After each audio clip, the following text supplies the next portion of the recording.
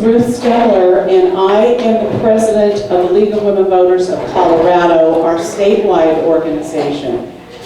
We are doing a series of these events across the state to inform voters about national popular vote. Last night I was in Grand Junction, had a great forum in Grand Junction with the nonprofit organization that we're working with, yes, on national popular vote. That's that down. Sylvia Bernstein is here from that group. Peggy Leach is here as president of the Boulder County League, and Susan Saunders. And so we're all welcoming you here tonight. I'd like to tell you a little bit about the League before we get started. Since its founding in 1920, the League has been an activist, grassroots organization whose leaders and members believe that people should play a critical role in our democracy.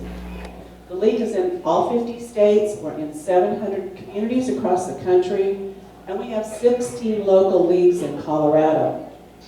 We invite you to join the League of Women Voters. Don't need to be a woman. The League is political, but we are nonpartisan. We never endorse a political party or a candidate. The League has public policy positions at the national, state, and local level.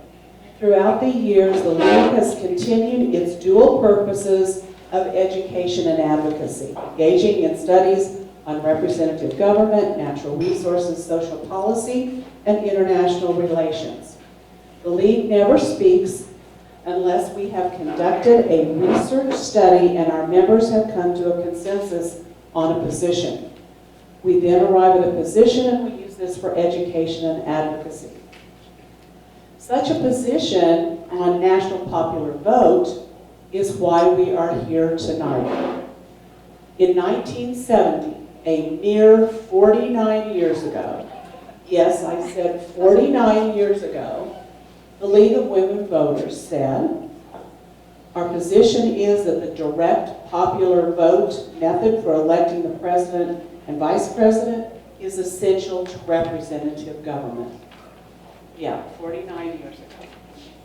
In 2010, the League adopted the position to support the National Popular Vote Interstate Compact, which the Senator is going to speak to you about, as a means to electing the president and the vice president by popular vote. This is a public policy issue that the League has long advocated about. Please remember, tonight's presentation is intended to provide knowledge about national popular vote through a respectful conversation. Once our speaker has made his presentation, we will open it up for questions. Typical ground rules: take turns, be respectful, remember to listen, and not just speak. So now let me introduce Senator Mike Foote. In 2018, the Senator was elected to represent Senate District 17, which covers eastern Boulder County.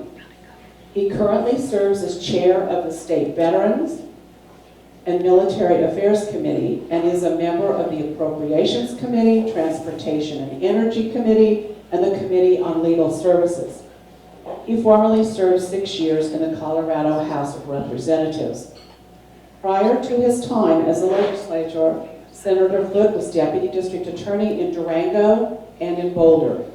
He is now an attorney in private practice, specializing in litigation and environmental law matters. Thank you, Senator, for speaking with us tonight.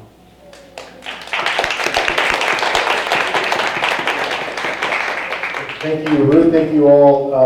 I have to say, I've never been in a drinking establishment this quiet before. We've been having a lot of discussions about the national popular vote since we passed it, the governor signed it, and many in venues like this. And I find I usually have to yell at the top of my lungs for a couple people to pay attention. So I thank you in advance for your very rapt attention. Obviously, you all are here to discuss the national popular vote, and I'm very happy to be here to talk about it for a little bit, and then of course do questions and answers. And I'll say also, I apologize for being a little late. I was about 10 minutes late. Sorry about that. It didn't seem like anyone really minded. But I think that it goes to show at least what my brain is doing with phones and directions. You know, you would think, I know Longmont pretty well, I represent Longmont, so I thought I knew where this place was, so I didn't put it in my phone, I didn't do any directions, and I just showed up, and I was just a street over, walking up and down this dark alley trying to find it. Obviously, Sylvia bailed me out by telling me where it really is, so I don't know what that says about the state of our current minds, but it's probably not very good. So, anyway, it was, I think, mentioned at the beginning of the introduction that I was one of the legislators that passed the national popular vote here in Colorado. So I've been involved with it at least for the last, I guess it's been almost a year at this point in time. Although I was aware of it before that. Colorado did pass it this year, as I mentioned, but it wasn't the first time that it had been run in Colorado. It actually was introduced in Colorado as one of the first states it was introduced in 2006.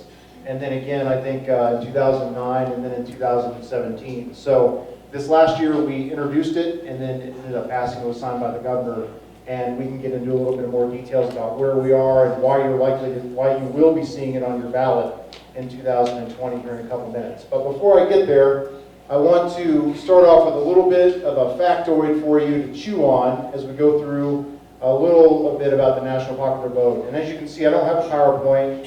I don't usually like to do PowerPoint presentations anyway. I just want to give a little bit of a background, and then we'll do Q&A because I feel like that's a little bit better anyway for people to talk about what's on their mind and get their questions answered. So here's the factoid. President Obama visited the state of Colorado 17 times during the first 4 years of his presidency. Does anyone want to guess how many times President Trump has visited Colorado in the first 3.5 years of his presidency? I'm hearing some zeros. I'm seeing a 1. Twice, okay. So the answer is once. And that was back in May when he was at the Air Force Academy's commencement.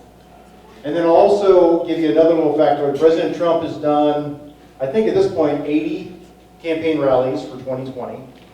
How many times do you think he's rallied in Colorado? 0.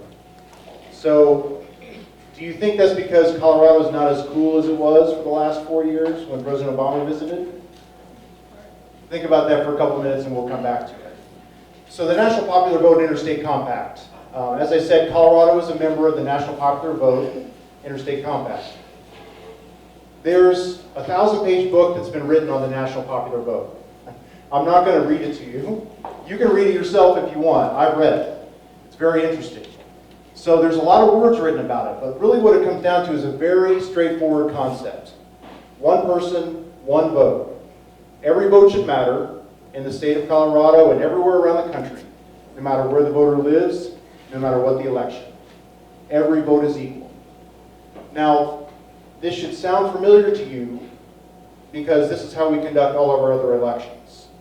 One person, one vote, and this, look at all the statewide elections that we've ever done in Colorado for governor, attorney general, and every other office. No matter where you live, your vote counts equally. That's not how it's been for the presidency because of the way that our electoral college currently allocates its electors in a winner-take-all system in 48 out of 50 states. Now that's a fairly long statement. I'll unpack that in a couple of minutes. But let me go back to what I was saying a little bit before about how many times the president's visited Colorado. Who here is familiar with the concept of what a swing state is? Pretty much everyone. Because you can't avoid it when you're watching TV, right? Swing states are the states that matter. And it's been like this for quite some time because of our current way that we allocate electors. But you may remember that in 2016 there was about 10 swing states, maybe a dozen, but more like 10. Name some of those common ones. Florida, of course, has always been a swing state, or at least has been for quite some time. Pennsylvania. Wisconsin. Ohio. North Carolina is sort of swingish. Obama won it in 08. Anyone else? Any other answers? Michigan. Pennsylvania, Michigan. Right. So Arizona, sort of. Which states are not swing states? Colorado, Texas, California, New York, Illinois. So basically 38 out of 50 states are not swing states, right? Well, think about it this way. In 2020, when you look at the commentators, what they're saying, both liberal and conservative and nonpartisan, what they're saying is we're looking at a half dozen swing states. Which ones are those? Michigan, Pennsylvania, Wisconsin, Ohio, Pennsylvania. Now, there's a couple that people are talking about a little bit here and there.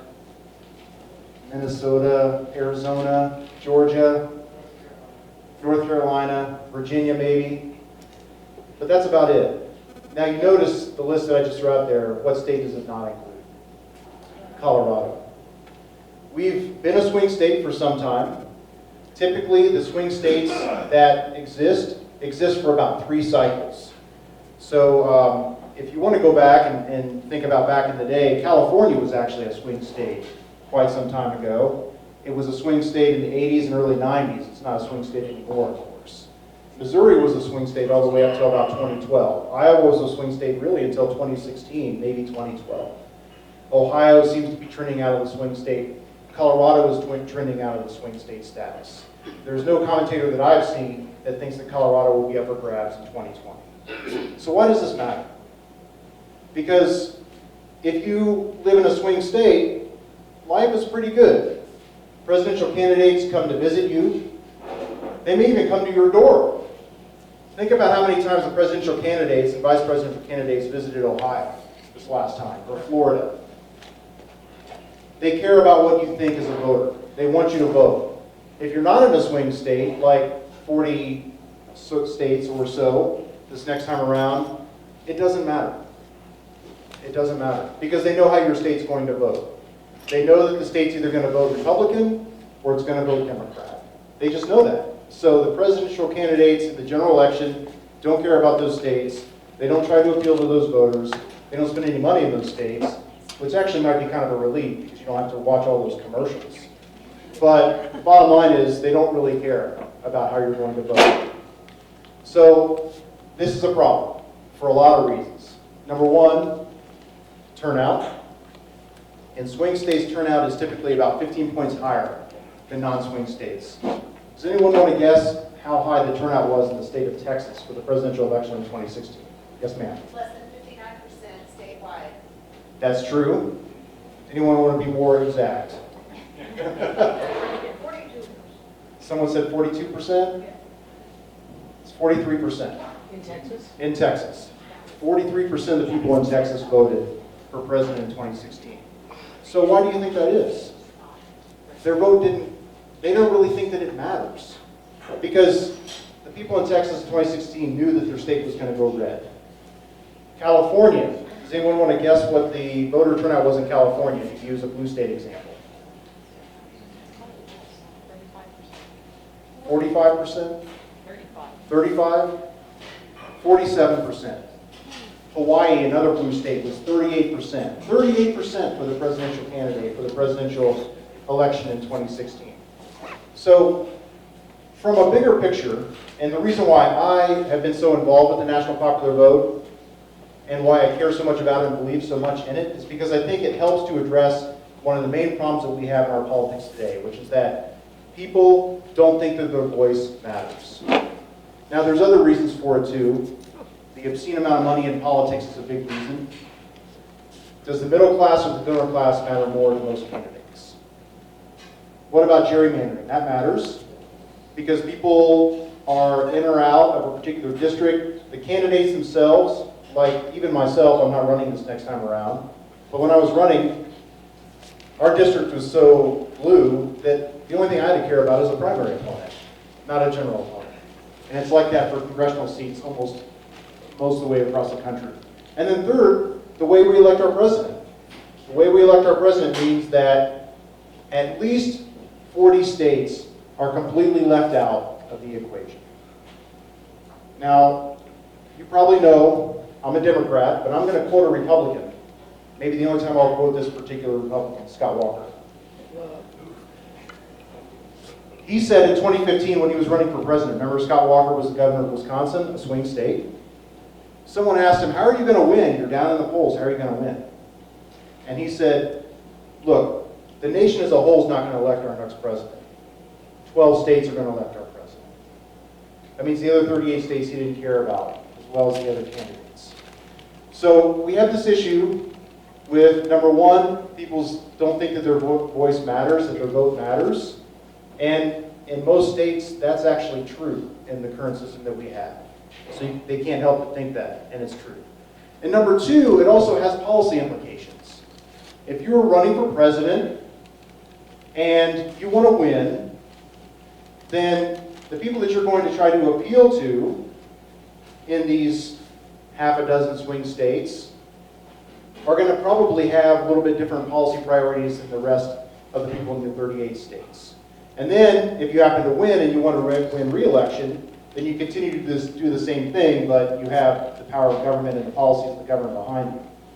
Two very, very quick examples. 2004, we had, if you remember, George W. Bush was our president. He was running for re-election. It was Republican-controlled Congress. They passed one of the biggest social safety net expansions in our history, Medicare Part D. Now, that doesn't sound like something Republicans would do, right? Why do you think they did it? Swing states. Swing states, the state of Florida. Now, let's fast forward to 2016 and now 2019. I would argue that many of the policies that we're seeing from the current administration that are designed to prop up coal are for that same reason. Pennsylvania is a swing state, Ohio is a swing state. If you prop up coal, that helps you get votes in those swing states. It may not be that good for other states, but that's what you're doing for the swing states. And there's other examples as well. So number one, does your voice matter? Number two, do policies help you in the entire country as a whole? So that's the problem. The national popular vote is the solution. The national popular vote, as I said before, is very straightforward. Every vote counts. Every vote matters. Every vote is equal. Your vote matters just like any other election. So, for example, let's take Colorado 2016. In Colorado in 2016, 1.3 million Coloradans voted for Hillary Clinton. 1.2 million people voted for Donald Trump. Those 1.2 million votes were completely zeroed out when the electors actually reported who won Colorado. So we had 1.3 million people winning, 1.2 million people had no voice. But as it turned out, because of the way the 2016 election went, the 1.3 million people that voted for Hillary Clinton and the 65 million people that voted for Hillary Clinton nationwide actually ended up getting overruled by about 77,000 people in Pennsylvania, Wisconsin, and Michigan. That was the margin of victory in those three states. You probably know that our current system is made up of the Electoral College. I'm happy to go into all kinds of fun history about that if you care about history. I studied history, so I care about it, I like it. But the bottom line is we have an Electoral College. And the Electoral College has a certain way of allocating electors, and that is the states get to decide who their electors are allocated towards. In Colorado's case, as well as 47 other states' case, right now, we have a winner-take-all system, which means that if the presidential candidate wins 50% plus one in that particular state, then all of those electors go towards that presidential candidate. Now, there's two exceptions. One is Maine and one is Nebraska. They do a proportional system by congressional district. But every other state does a winner-take-all system. So that leads to the result that I mentioned before. 1.3 million Coloradans voted for Hillary Clinton, so our 9 electoral votes went toward Hillary Clinton. 1.2 million people in Colorado voted for Donald Trump. He got no electoral votes at all from Colorado, even though 1.2 million Coloradans voted for him. Flip it around, vice versa, in another state. Take a red state. Like Ohio went red, or Florida went red last time. There were millions of people that voted for Hillary Clinton in those states, but those votes meant nothing. Nothing at all, because Hillary Clinton did not get 50% plus one in those states. The national popular vote simply means that whichever candidate gets the most votes nationwide, last election was Hillary Clinton. We don't know who it's going to be this next election and forevermore, would win the presidency, like any other election. Now, where does Colorado come into this at this point? As I mentioned before, we passed a bill in the legislature this last session. I was one of the Senate sponsors. I was a Senate sponsor. I was one of the sponsors. Governor signed it. It signed us up for the national popular vote. Now, it's not in effect right now because in order for the national popular vote to actually go into effect, there would have to be enough states representing enough electoral votes to sign on before it went into effect. Right now, there's 196 electoral votes, or states that represent 196 electoral votes that have signed on. Colorado is one of those with our 9 electoral votes. There's big states like New Jersey, New York. There's medium-sized states like Colorado and Oregon. There's small states like Hawaii and Delaware. All across the spectrum have signed on to do the national popular vote if enough states sign on to get the 270 electoral votes. Now, why 270? People ask why 270? Because 270 is what it requires to win. The president has to get 270 electoral votes in order to win. So these states have signed on. 196 electoral votes with 16 jurisdictions have signed on. One of the jurisdictions is DC, not a state. That's why I say jurisdiction. And it's out there. Other states have considered it. Many states have passed it in one chamber, but not the other. It continues to go on. It's been around for quite some time. And for those of you that may really like the national popular vote and may not like our current president, I have disappointing news for you. It's not going to go into effect by 2020. It just won't. We're not going to have enough electoral votes by then. So it's not about our current president, really. Even though our current president was one out of 5 presidents that assumed office by winning the Electoral College without winning the national popular vote. So it's happened, 5 out of 45 presidents. And there have been a number of near misses as well. But it's not really about him. It's about making sure, when it does go into effect, and enough states agree, making sure that every voter in every state has a voice. And every voter in every state, regardless of the election, has an equal vote. So there's all kinds of technical stuff we can go into. And I'm happy to do that. But I'm kind of curious what you're thinking and the kind of questions that you have. And I have to say, you have been the quietest, most respectful audience I've spoken in front of. Normally by this time, I feel like I have about 6 or 7 minutes before people start checking their phones and ordering food. The last one I was in front of, they were ordering food, and the food was coming out at the time that I was speaking, and they weren't paying. Come on, they were eating their food. So I appreciate your attention, but I'm happy to get into more details as we continue to go on. Question in the back, and I'll repeat the question once it's asked. So if the popular vote did go into place, could you give us some perspective on how it could be manipulated and we could proactively work towards not having that happen? I'm sorry, I didn't catch the first part. So if, it's a hypothetical question, if the national popular vote did come to be, can you coach us on how it could potentially be manipulated so that we could mentally prepare to prevent that? Yes, okay, so your question is What are the weaknesses of it? right, the weakness is whether or not it can be manipulated, is it open to fraud? Those types of things. Yes. Okay. So that's a really good question. Of course, now we're more sensitive than ever to potential fraud or manipulation, particularly from foreign governments. And on the other side, I think we're more sensitive than ever to possible voter suppression. Because we've seen, in my opinion, a number of state laws that have been enacted to that effect. But it doesn't matter if you're worried about suppression or fraud or vote. The national popular vote actually is better for both of those things, and I'll tell you why. Think back to the year 2000. Remember the hanging chads in Florida? Now, Vice President Gore and Governor Bush at the time, they were divided by 538 votes in the state of Florida. And whoever won Florida was going to win the presidency. You all remember that. Now, there's some people that are still don't agree with how the Supreme Court came down on Bush v. Gore. That's not what we're here to discuss. But the bottom line is, it came down to one state and 538 votes. That was it. Under a national popular vote, it would be a lot harder to have a tie between 65 million votes. 65 million to 65 million. So if you were to have some kind of fraud that would lead to 500 votes here, or suppression that would lead to 1,000 votes there, it's not really going to matter at all when you're talking about a separation of 1.5 million or 2 million votes or 3 million votes, which is what we've had for many of the elections, really ever since 1960. So last time in 2016, it was decided by, I think, 2.9 million votes. So if you have a Florida situation, 530 out of 2.9 million is meaningless.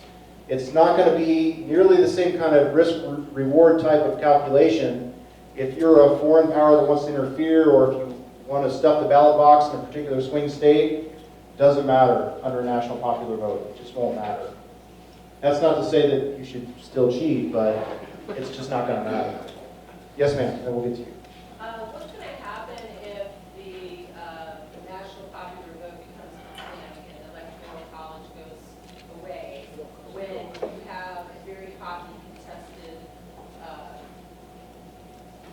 election and there's only like, you know, a very proportionally or like, there's only a few thousand votes or like 500,000 votes left, which would be small, really, honestly, difference. Don't you think that that's going to create a really terrible situation, and how would that be resolved? If you can't do a recount on the entire vote. Right, okay, so just to rephrase again, your question involves talking about if the electoral college goes away and it's a close election, how do you resolve some of the disputes that may arise from that close election, if I'm paraphrasing that correctly? Okay, so thanks for that question. It reminds me, I need to bring up a point that I think is really important, which is the relationship of the national popular vote to the electoral college. And I didn't talk about this before, but I'm glad that we can talk about it now. First, I'll say this is a common misperception of the national popular vote. It does not get rid of the electoral college. It does not. Now, there's some people out there that want to get rid of the electoral college. That's their opinion, that's fine, but the national popular vote actually works within the electoral college. Article 1, Section 2 of the United States Constitution says that the states themselves have the plenary power to assign their electors in the way that they choose. And over the course of our history, they've been assigned in many ways. And at the beginning of our history, the governor actually of some states chose their electors. Some of the founders actually thought that the electoral college would be a system by which, frankly, it was designed that would be landowners, white men at the time only, would get together and decide who the next president would be. And they all agreed when it was George Washington, but then they started to disagree starting in 1796. My point is that the states have the power, and they have used that power over our history to allocate their electors in many different ways. Our way, Colorado happens to be a winner-take-all system, but the majority of the states were not winner-take-all until our 11th presidential election. So the national popular vote works within the plenary power that's granted to the states by the Constitution. It doesn't get rid of the electoral college. So I just want to be clear about that. Even if you think that we should get rid of it, it doesn't get rid of it. However, the national popular vote is a way to make sure that we do have the winner of the election as the presidential candidate that gets the most votes. And it does that because at the minimum, 270 electoral votes will be assigned to the winner of the national popular vote. And that's the way that it works. So to get to your second question about disputed elections. Right now, under our current system, all states have a certain date, and that's actually written into our Constitution about when they have to report back to how their electors vote. And how their electors vote depends on what the number of, how the votes come out in that particular state. So that's already in there, and it's somewhere around the first or second week of December, I think. I don't remember the exact date. And that depends on the states declaring who won their state. So that's not going to change on the national popular vote. The Secretary of State still allocates, the Secretary of State still counts the votes. The Secretary of State of each particular state still decides who's the winner of that particular election. Now, elections can be disputed, just like 2000 was disputed under the system that we had then and we continue to have. So I'm not going to say elections won't be disputed, but I think it's a lot less likely to matter if you have a margin of 1 million votes when there's a dispute over 500 or 1,000 votes in a particular state. The margin is just different. So I just think it's less likely to really make that much of a difference. And I also think that Secretary of States in each particular state will still do their duty. They'll still report out who won their state, just like they do now. And there's no federal election system, but each state will be able to report the number of voters for candidate X and number of voters for candidate Y. I said I'd get to you next. Yeah. So we'll get around here. I feel like maybe you mentioned this. This also eliminates the problem of gerrymandering. Okay, yeah. Just direct vote. Right, so the question, or the comment is, this really gets rid of the issue of gerrymandering. because it's a direct vote. Yeah, I mean, Well, except that gerrymandered districts Ger- don't necessarily. yeah, so- Right. we don't really do gerrymandering for the president. Okay. And in those states, like our state, the winner take all, as opposed to the congressional districts like they have in Nebraska and Maine, there's no real gerrymandering for it. But I think what you're touching on is a really good point, which is that it doesn't really matter what district you're in. In this case, it doesn't matter what state you live in. Let me give you a quick example that I talk about. So let's take Cincinnati, Ohio. And I mentioned Cincinnati because I was born there. It's a nice town. Cincinnati's a nice place. But where you live around Cincinnati determines how much the presidential candidates care about you. So if you live in Cincinnati, which is in Ohio, on the north side of the Ohio River, or the northern suburbs, they love you. They care about you a lot. But if you happen to live in the southern suburbs across the Ohio in Kentucky, they do not care because they know Kentucky's going to be a red state. So that seems kind of like a gerrymandering issue. If you happen to live across the river, they don't care how you vote. But if you live one way on the north side of the river, they do care. And so the national popular vote means they have to care about everybody. They have to care about all the voters because they want to have the most votes, period. And they want to win, which doesn't mean playing the current system in a way that they can get the most electoral votes out of our current winner-take-all system. It means they have to win the most votes in the entire country and appeal to the majority of the voters in the entire country. There was a hand over here. Yes, sir. Electoral college, the state selects who's going to be the electors, but it doesn't state who they're going to vote for. They have faithless electors, which 11 states will cancel it out. But there was a case of Baca versus Colorado Department of State that said electors can vote for whoever they want. Is there, within the compact, some sort of agreement on how they're going to deal with faithless electors? Right, so the issue is talking about faithless electors, and you're referring to a 10th Circuit case that that came out that said that it's the First Amendment right, I believe, or it is a right of the electors to vote any way they want. Well, so first of all, that case is on, they're trying to appeal it. Sure. So it's, So but the bottom line is that the way that it's done now is that the various parties choose their electors. So in Colorado, the Democratic Party chooses their 9 electors, the Republican Party chooses their 9 electors, a third party, I'm not really familiar with Libertarian Party, what they do, but I'm assuming they would choose 9 electors in the case that they would win. So those 9 electors are the ones that are selected depending on which candidate wins. So this last time, actually ever since 2004, it's been the Democratic Party's slate of electors that have been those electors that were chosen. So in my opinion, what I think that decision is going to do is it's just going to mean that the parties have to be really careful about who they choose their electors. So they're going to choose their electors, and the electors are going to be based upon their loyalty to the party and their pledge to vote for the presidential candidate, the Democratic presidential candidate, if that candidate gets the most votes nationwide.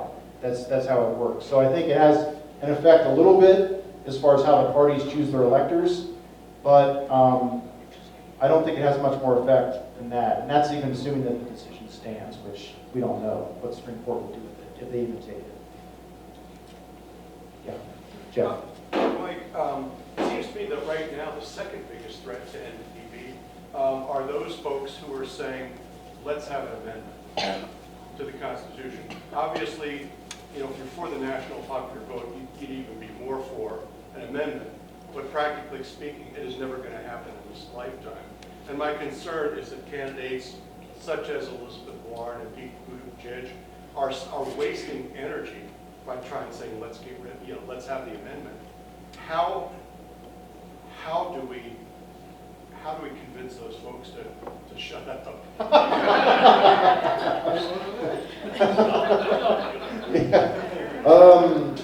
Wow, I'm trying to think of a good way I can use that as a segue, Jeff, to the current state of our presidential election system. But if you didn't hear, what the question was mainly about was those that are calling for an amendment to the Constitution rather than doing a national popular vote. So an amendment to the Constitution which would abolish the electoral college, let's say. And my answer has always been to that, if you believe in that, that's fine. But also, as you said, Jeff, I don't think that it's very likely that it will happen because of the high thresholds for a constitutional amendment. It doesn't mean it's impossible, but I don't think that it's going to happen. I think it's much more likely that we have this national popular vote interstate compact that we have now in 16 jurisdictions, once it gets to be more, of course. So now I do want to touch a little bit on this, which is that I firmly believe that you do not have to have a constitutional amendment in order to do a national popular vote. That's been, it's been a criticism of it. I disagree with it. And the reason is because, again, we go back to the document, we go back to the Constitution. The plenary power that the states have to assign their electors in the way that they choose, that's clear in the Constitution. The ability for states to enter into interstate compacts is also clear. States have entered into maybe 250 or so interstate compacts over the course of our history, all kinds of issues, water, everything else, have been interstate compacts. So we're using the power that the Constitution also already grants in order to do a national popular vote. It's not a constitutional amendment as it is, but you could do it that way if you wanted to. I just don't think it's that likely to pass at this point. Yes? Would then Colorado in and of itself not be more successful just mimicking Maine's system and doing a proportional? The question is about, I think, the congressional proportional system and whether or not Colorado would be better off, like Maine or Nebraska. So I'll bring up a couple things about that because we get that question a lot. First of all, there have been states, and there continue to be 2 states, as we mentioned, that use the proportional system. And as a matter of fact, Colorado had a ballot measure, I think back in 2004, that changed the Electoral College to a proportional system, not congressional district, but proportional. So if it was 60-40, then it would be 60% of the electoral votes, 40% of the electoral votes would go to the other candidate. That was roundly defeated at the time. And the reason, the main argument against it was, it's like a unilateral disarmament type of argument. If we're the only ones, or one of 3, that goes towards a congressional representation or a proportional representation system, then we lose influence relative to the other states that have a winner-take-all. So I'll give you a quick example of this, and this goes back into history. Sorry, I love history. But the reason why we even have mostly winner-take-all system is because of the 1796 election. Thomas Jefferson and John Adams were the leading candidates in 1796. This was after George Washington had bowed out. Jefferson was from Virginia, Adams was from Massachusetts. Now, at that point in time, they all had a proportional system that was kind of loosely based on a congressional district system. So Jefferson was pretty confident that, or at least he thought, he was going to win all of the Virginia electoral votes. And Adams thought the same in Massachusetts. But when the election happened, Jefferson lost by 3 electoral votes. One of those was from his home state of Virginia. He wasn't very happy about that, so he went to the legislature after the 1796 election and said, look, I want you guys to change your system to winner take all. Because he was pretty certain he could win the majority of votes in Virginia, which would give him more electoral votes towards his quest for the presidency in 1800. And Virginia did it. Now, what do you think Massachusetts then did? Because they didn't want to lose influence relative to Virginia, their legislature also changed their system to a winner-take-all allocation system because they didn't want to have less influence than Virginia at the time. And so they both went winner-take-all. One thing led to another, and by our 11th electoral presidential election, the majority of states were winner-take-all because that was a louder voice than the proportional system. So that's number 1. Number 2, if we go with the congressional system, like in Colorado we have 7 congressional districts. So let's say whoever wins the most votes in CD2 ends up getting that elector, and whoever wins the most votes in CD5, which is El Paso County and around there, wins that elector. Well, that goes to one of the questions that we had before about gerrymandering. We live in CD2. Actually, this is CD4. Longmont is CD4, so you kind of understand this dynamic pretty well. I live in CD2 because I live in Lafayette. But I'm glad I live in CD2. My congressman happens to be someone I agree with, but there's a lot of voters in CD2 that would rather a Republican be our member of Congress.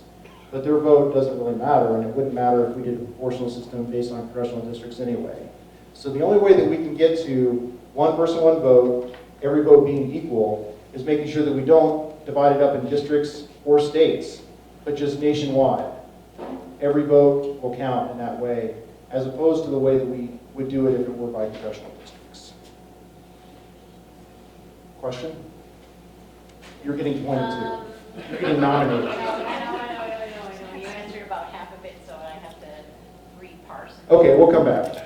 Was there, yes, sir? Well, going back to the, well, does this say then that if, say, in Kentucky, red state, if they all vote for a Republican candidate, but the Democratic candidate wins, you have to count on those Republican electors to side with the Democrat, or could they be faithless and say, we're not doing that, you know, I don't like Or it. here in Colorado, to be Right. appointed. Yeah, so, well, so first of all, just as a basis, Kentucky's not part of the compact at this point, but let's assume that they were. Yeah, the question is, let's see if I can restate it. So let's say that Kentucky goes, let's bring it to Colorado. Let's say that Colorado goes red, but the winner of the national popular vote is blue. Then what happens at that point in time? Colorado's part of the compact, so if the winner of the national popular vote is the Democrat, then the 9 electors from the Democratic Party would be selected to lodge their vote for the Democrat. So because the winner of the national popular vote was Democrat. Now, if you flip it, then you would flip the results. So it's not a question of, I think I know what you're getting at now, it's not a question of 9 Republican electors having to lodge their vote for the Democrat. The electors that would be selected would be the Democrat. And they probably wouldn't have a problem voting for the Democrat. Right. You've already asked one, and I'll come back around. Yeah, Are you willing to entertain an opposing view? of course. May I? Okay. 3 minutes. Let's do it. You're a history buff, Senator, right? If you're a history buff, you know that in 1787, we had founding fathers who were well-versed into history. As they were trying to establish various types of government, study various types of government, they recognized that democracies had almost universally failed. And they tried to understand why they had, and because they'd often done it violently. And they came to the conclusion it was because of the 50% plus 1 tyranny. And they wanted to avoid that. And they wanted to make sure that the minority at least was listened to. That's why we have 2 separate chambers of Congress. One elected by the popular vote. The other was regional, the Senate. When they were trying to decide how to come up with the president, they also wanted to make sure that the minority at least had a voice, that it was not a tyranny of the 50% plus 1. In this last election, you have to look at it as it functioned as advertised. Because we had a chance, we had a candidate who decided to go just for the cities, the population, the large population centers, and she pretty much ignored the minority. She even used a deplorable term. Oh, yeah, deplorable. That was wrong. Never ignore the minority.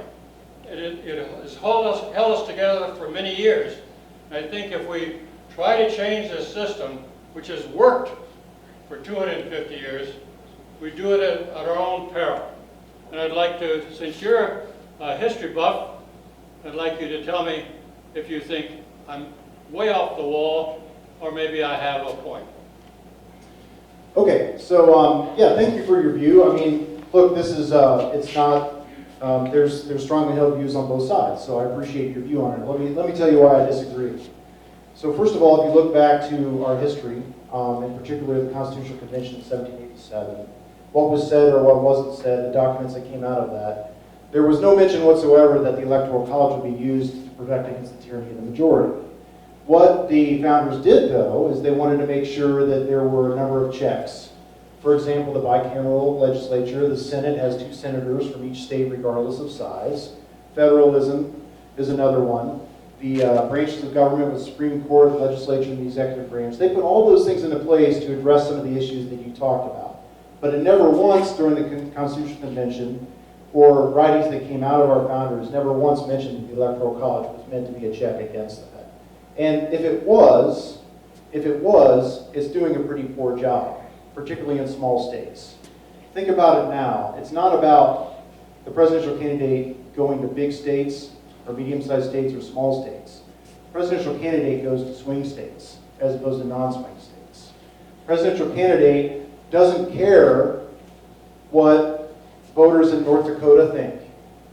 Currently, they don't care what the voters in South Dakota think, or Nebraska, or I can go down the list for other small states. And it doesn't have to be red states, Delaware, Hawaii, etc., blue states.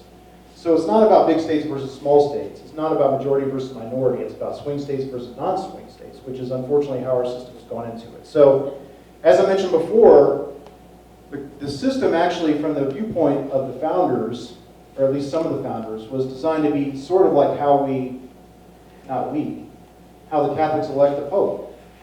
You have the wise people gathering in a room and deciding how someone's going to go, how someone's going to elect, and then the white smoke comes out at that point in time. That's clearly not how it's worked out, nor it should be how it works out. But unfortunately, the way that our system is now, there's so few swing states, and there's so many non-swing states, that the presidential candidates don't campaign across the country, regardless of size of state. They campaign across the country based upon which state they think they can swing. Florida, Pennsylvania, Michigan, Wisconsin. Not Colorado anymore as of 2020. So I would be happy to talk to you about it further if you have any kind of evidence otherwise. But I've looked at the documents, I've looked at the Federalist Papers, of course I know the Constitution, and I've looked at everything I could possibly look at. I've never seen any evidence of that at all from my founders. Yes, ma'am. Just so I understand, with the National Popular Vote Interstate Compact, Colorado's electoral votes will be cast for whomever wins the popular vote, regardless of what the voters of the state have, how they have voted. Is that correct? The National Popular Vote winner is the one that gets Colorado's electoral votes. And that's national. Right. Not statewide. That's nationally. It could be statewide. But it's the only way to account for all of Colorado's votes and the rest of the country. As I said before, last election, President Trump got 1.2 million Coloradans to vote for him. None of those votes mattered. Under a national popular vote, they all would matter. Yes, ma'am. I was going to point out that we need to think about how we define minority before we talk about history, because at the time we had 13 colonies, roughly half of them had slaves, and those people weren't counted at all. And so what we define as minority at the time is ridiculous by modern standards. But as I think Mike Foote has pointed out, we have at this point a gap between urban areas and rural areas, but that is not being addressed very well by the electoral college, because it doesn't really depend on the urban-rural split. It depends on whether or not it's swing, and that's a little bit more complicated than that. But I mean, I think that's a separate issue. We do need to address what we have to do in the rural area. But the big issue of how we look at this relative to the founding fathers is they were to have 13 colonies they were trying to put together, and they were trying to keep the slave state, colonies, part of the United States. And they made huge compromises to do that, that resulted actually in the Civil War. Right. So, and one thing I'll mention is that, the founders put this government together the way they did, and of course they had many discussions, made many compromises, but they were pretty clear in the Constitution that the states allocate their electors in the way that they choose to do so. State legislatures have the plenary authority to allocate their electors, and they did that for a reason. It was mainly a federalism reason, and also because they couldn't agree otherwise how to select a president. So they just funded it to the states. So the Constitution is pretty clear.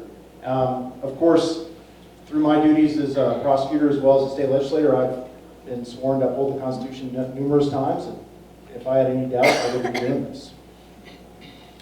Yeah. So, bringing it back to the state of Colorado, as you've noted, and I think all the experts are in agreement, Colorado is no longer a swing state. So why do you think that it is the Colorado minority parties that are putting up the greatest resistance to this? Because this is essentially the only way that Colorado's electoral votes will ever go, in this case, to the Republican Party. Right, so for those of you in the back that may not have heard, the issue is, why is it, I don't know if I'm going to rephrase this, but basically, why is it that the people that are putting up the most fight against the national popular vote are Republicans that probably aren't going to have their vote counted anytime in the foreseeable future in Colorado because we're a Democratic state? Right. Okay. Well, so there's a couple things that I want to say about that. First of all, and I should have gotten into this before, you're going to be seeing this on your ballot in 2020. The reason why you're seeing it on the ballot is because, in my view, partisan opponents of the national popular vote gathered a bunch of signatures in order to put it on the ballot to try to repeal what we did in the legislature. That's fine, but that's why you're going to see it on the 2020 ballot. The ballot question is going to be worded something like, shall Senate Bill 19-042, the national popular vote, be retained as the law of the state of Colorado, yes or no? Now, we here at the National Popular Vote are asking for a yes vote. If you like the national popular vote, you should vote yes on that. It can be a little confusing, though, because of the way that it's worded. But having said that, this is what I've seen. First of all, I think there's a lot of opponents in this state that view this as being a referendum against President Trump. They view it as being a slap against President Trump. It's not that. As I mentioned, first of all, this will not be in effect in 2020, so it won't matter. But secondly, the idea of the national popular vote has been around for a long time. In 1969, Congress first approved a resolution calling for a national popular vote. I think it was said during the introduction, the League of Women Voters have been supportive of this concept since 1970. The first bill to do a national popular vote interstate compact was introduced in 2006. So it has nothing to do with our current president, although it would have changed the result in 2016 had it been in place. So I can see why some people might think that. But it's not designed to be anti-Trump. It's not designed to be anti-anyone. What it's designed to be is pro-voter, making sure that every voice is heard and every vote is equal. That's what it's designed to do. So unfortunately, though, many opponents have taken it in the former way, that this is anti-Trump, this is anti-Republican. There's all kinds of conservative support over the history of the national popular vote. And unfortunately, like so many things since 2016, some of those conservative views have changed. And that's unfortunate. Doesn't mean that there's no conservative support, but it just means some of the prominent ones have decided that they wanted to oppose it after they supported it. I wish our politics were different today. I wish that the election of the 2016 president didn't mean that so many views had changed on so many things that were strongly held, but that's just where we are right now. I do know this. I'm confident, based on people that I've talked to as well as polls that I've seen in this state as well as around the country, that if you ask somebody, do you think every vote should be equal and every vote should matter, the vast majority of people support that concept. And I think they'll support the national popular vote in 2020 as well. Could We asked make you. a response to her? Sure, okay, and then we'll get back to you, ma'am. Yes. So I'd like to make a response to you and why I do not support the national popular vote. So when you have electoral college, what you're forcing a candidate to do is to go out and get a coalition of majorities across the entire United States. You're not going to just go to California, or you're not going to just go to New York or just to Florida. You're going to have to campaign in many, many states and get a coalition of majorities.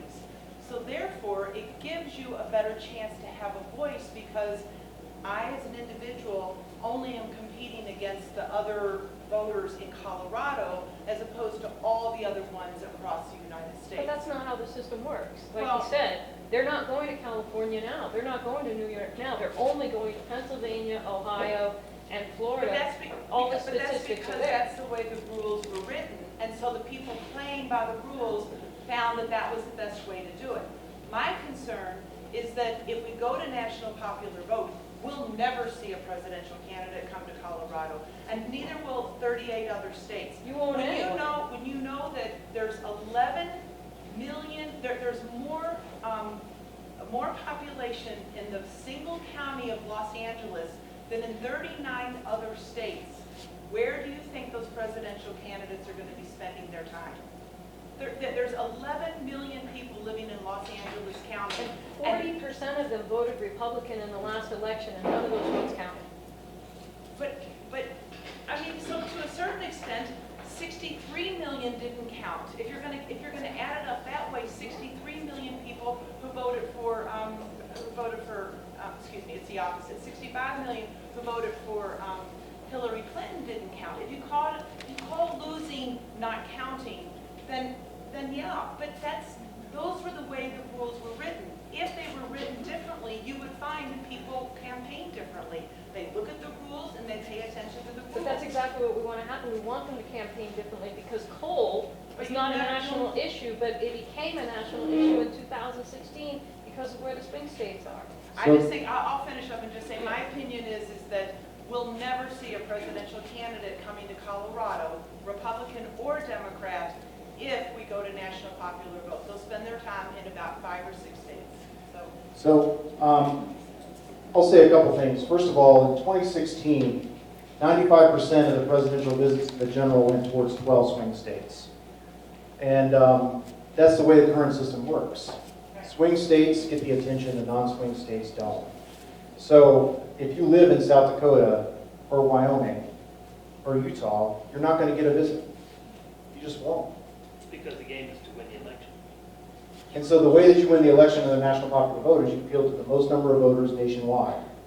That's how you would do it. And if you want to look at how it would look nationwide, look no further than Colorado. We have statewide elections for governor, secretary of state, treasurer, attorney general. We have the presidential elections that happened here when we were a swing state. They didn't just focus on Denver Metro.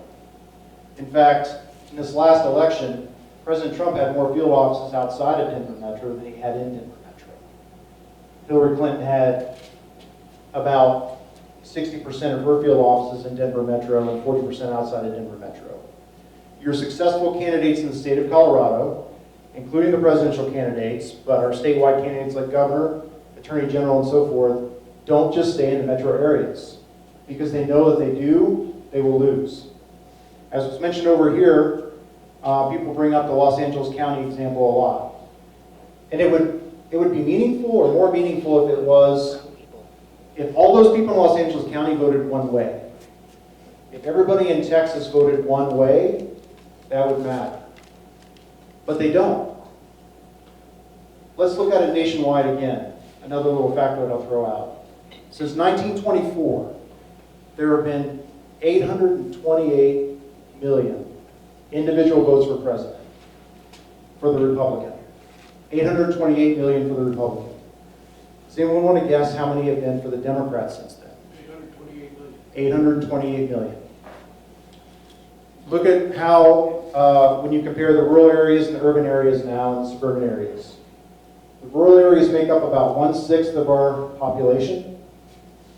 The top 100 urban areas make up about 1/6 of our population. The suburban areas make up about 2/3. Right now, the rural areas vote 60-40 for the Republican. Right now, the urban areas vote 60-40 for the Democrat. Right now, the suburban areas vote 50-50. We're a very split country. So it doesn't give an advantage to those that are more popular in the rural versus urban areas or the suburban areas because the math works out. But we have to kind of, I think, get beyond this misnomer that the only place someone's going to camp out is going to be in a big city. They may, but they're going to lose. Just look at what the candidates for a statewide office do in Colorado. If they win, they're everywhere. If they camp out in a big city, they lose. Yes? Okay, so I need some clarification. You're not talking then about a proportional number of electors going for how a state votes within its own boundaries. That's correct. All right, and so now you're talking about a compact where you have 270 electors, which is the boundary you need to get to.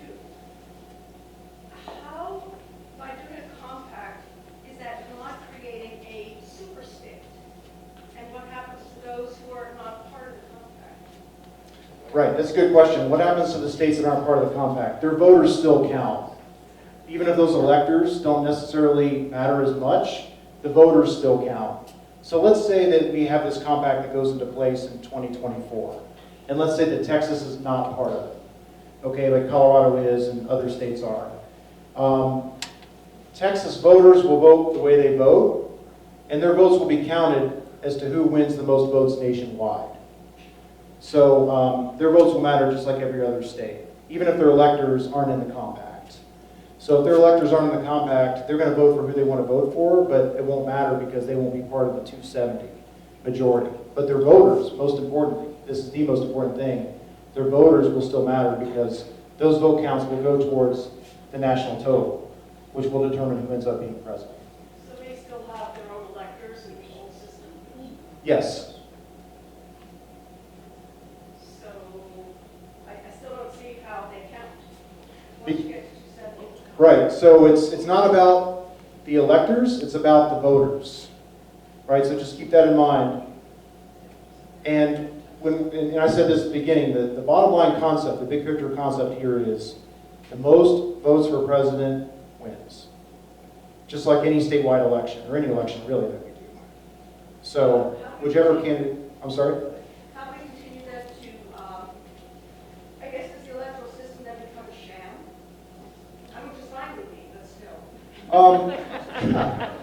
No, I don't think it becomes a sham. I think that what it does is that it, first of all, the state power to allocate electors under the Constitution remains. It's just used for something different than what we use it for today. It's not the winner-take-all system, but it's towards the winner of the most votes nationwide. So the electors still exist, the institution still exists, but the electoral votes go towards somebody different than what would happen today under the current system. So I don't think it turns it into a sham. I think it operates under the way that it's designed to be. So you're saying you think that this will increase voter turnout because of that? Is that what you're telling me? Yeah, so the question is, do you think this will increase voter turnout? Well, I do, and I'll give you a little example. In the states that are considered swing states, their turnout average is around 65%. In the states that are not swing states, their turnout average is about 50%. So that's a 15-point difference right there. And I mentioned a couple examples here at the beginning. They were, Hawaii at 38%, Texas at 43%. Swing states are higher. And I think others agree, the reason why they're higher is because people think that their vote actually matters there. If you're a Republican living in Illinois, or a Democrat living in Mississippi, vote for president, does that matter? No.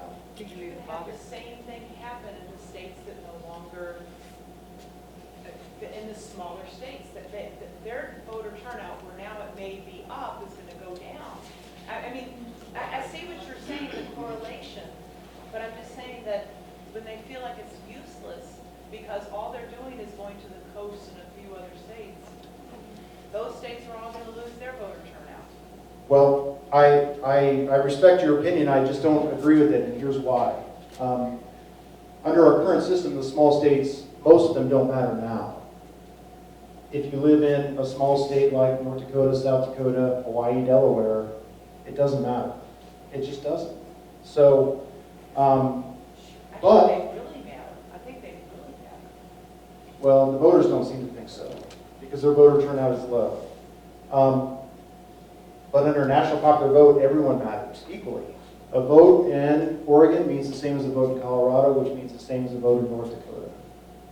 If you want to win the presidency, you got to win the most votes nationwide, which means you got to appeal to the majority of the nation instead of just one state or the other.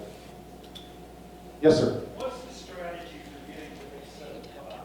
What states do you get? Okay, the strategy for getting the next ones. I'm part of the Colorado National Popular Vote Coalition and not the national, so I don't know if I can speak to that so well. I can tell you that the National Popular Vote has been run in virtually every state at this point in time. It hasn't passed every state. It's passed Republican chambers, it's passed Democratic chambers, but right now, unfortunately in our current situation, it looks like it would only pass Democratic states at this point. So you'd have to look at Democratic states right now, but even if you had the Democratic states that are likely to pass it, it still doesn't get you to 270. You have to have some red states. Now, circumstances could change if in 2020 the Democrat wins the Electoral College while losing the national popular vote. I would imagine some of those red states might come around. But as of now, and because of the unfortunate circumstance that some people seem to think this is an anti-Trump type of thing, that's not how it works right now. Karen. I'm just curious to know how many of those other states where their state legislatures have enacted this or been part of the compact, did those states also put it up to their voters to kind of ratify? Or is Colorado the only one that's being done? So the question is, how many other states have put it to the voters? Colorado is unique. Colorado is also fairly unique, although I'm not positive it's 100% unique with this referendum clause. In Colorado, we have a clause where if the people want to put it up for a vote after it's been passed, they have 90 days to do so after the bill's been passed. And so that's what the opponents have chosen to do in this case. I'm not aware of other states that have that particular measure. There may be one or two out there, but we haven't seen it. The other states just passed it. The other states have passed it through their legislatures. Yep. Yeah, go back. What's included in all of this planning so that states can't say, you know, we don't want to be part of it anymore, so you have people coming and going? What kind of consistency might there be? I'm not sure if I totally understand the question, other than asking maybe what happens if the states don't want to do it anymore? Yes, and so states can pass a bill and say, yes, we're going to be part of it. Yeah. But the next time they change the nature of the legislature, they go, you know what? Now we're going to get rid of that and not be part of it any longer. Yeah, there's a clause that says that if you want to withdraw 6 months before the next presidential election, the state can do so. 6 months before, they have to do it within 6 months before, and that's in every state that's passed the national popular vote. So if enough states withdraw, they get you below the 270, and then you have to go back to the system as it existed before. So that's I guess it's an option. Let's see. I want to make sure that we get to people that haven't asked questions, but I think everyone has. So let me start with the back, and then I'll come to you. Okay, yeah, sorry I missed your hand up here. Right in front of me. So one of the things I've heard, one of the dangers of the national popular vote is just that, right now we're in a two-party system, right? So the national popular vote, it opens it up now more for other parties, which could be a good thing, but you also have the opportunity for very extreme, candidates, whether, it's Second Amendment proponents, Second Amendment obstructionists, whatever, left or right? And so with just 25% left or right, so with just 25% of the vote, you could have someone in office that now would make any candidate seem like a consensus candidate. So doesn't that take down the two-party system a bit and leave it open for some just wild policy? So the question is what? Candidates? Yeah. So thanks for the question. I think the question is basically what happens with third-party candidates under the system, and I think the answer is pretty straightforward, which is that if the third-party candidate gets the most votes nationwide, then that person wins, just like the Republican or the Democrat. Now, under the way that it is right now, it seems difficult for me to imagine that a third-party candidate would get more votes than the Republican or Democrat, but if they do, then that means that more people support them, and that's how it should work. So I think there's plenty of folks out there that would like to see more candidates be viable anyway, because they don't like our two-party system, but it's pretty straightforward. Whoever gets the most votes wins, just like our state system. Yeah. I think one of the things I'm finding in the conversation is that with all the focus on the presidential election, right, we forget that there are actually other branches of government, right? And just because somebody wins that you don't particularly care for doesn't mean that other branches of government wouldn't have, there are checks and balances in our system, right? So, if an independent wins, it's not as if suddenly, right, Congress is going to bow down. This was a point brought up by Real Clear Politics, just so everyone knows. Something I conjured up on my own, but. No, it's fine. I mean, the third-party candidates is a legitimate question. I think if you want to look at how it would work, just look at how it works in the states right now, because you have a statewide election, there's third-party candidates all the time, but none of them have come close to being able to win a statewide, at least in Colorado. I think Maine governor is independent, and there's a couple. Jesse Tabati Ventura won in Minnesota as an independent, but other than that, it's mainly Republicans and Democrats, and I would think that would go nationwide, but the key is, I think, look, if you have a candidate that appeals to the most number of voters, then that candidate should win. Yeah. I've got a short question with a quick answer. Okay. Do you suppose that if a Democrat is elected president, that then there will be a greater surge of interest and support for the national popular vote among Republicans? So the question is, if a Democrat's elected president, will there be more of a support for national popular vote by Republicans? I think it depends on how the Democrat is elected. I think if the Democrat is elected by winning more electoral votes but losing the popular vote, then I think there'll be more red state interest in the national popular vote compact. I do. Yes. I saw something that I didn't quite know what to make of recently, and it was something purporting that when they examined the donations that had been made, you know, like the filing information about who actually contributed to the movement here in Colorado, like 90-some% of it came from Colorado. Then Oregon was the second highest donation, and then donations from Coloradans were only like 0.03% or something like that. I didn't know quite what to make of that. I was wondering if you could shed some light on that, because I found that completely baffling.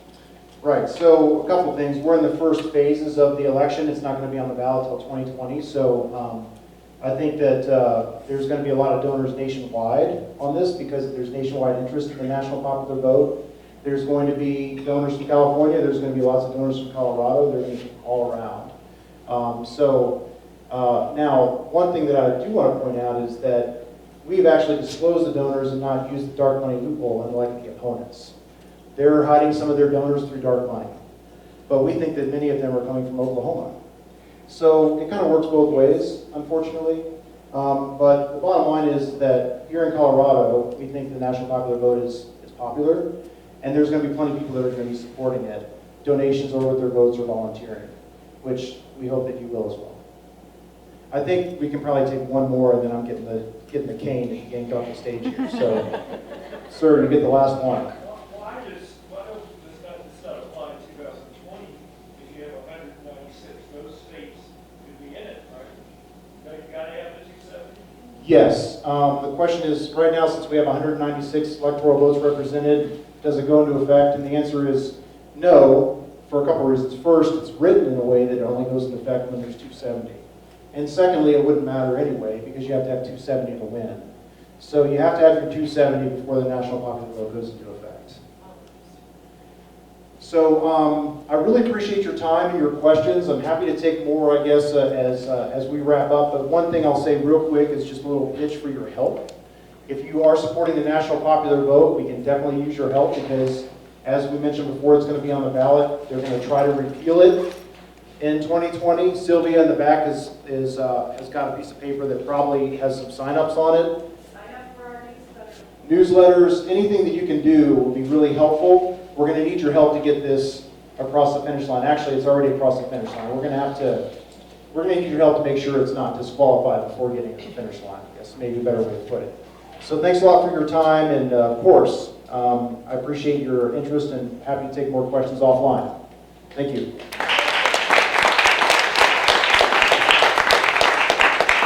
Thank you, Senator Foote, and thank you everyone for coming tonight. We're glad such a good crowd turned out. Thank you.